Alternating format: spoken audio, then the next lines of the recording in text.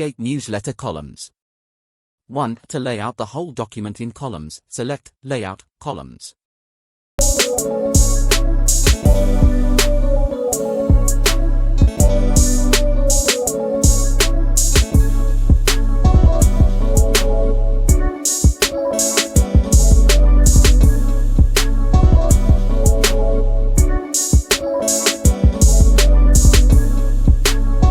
2. Choose the option you want, or choose More Columns to set your own column format. 3.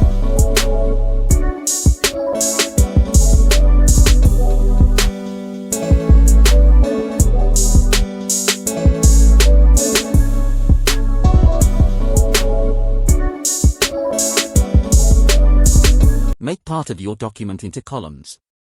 1. Select the paragraphs you want to lay out in columns.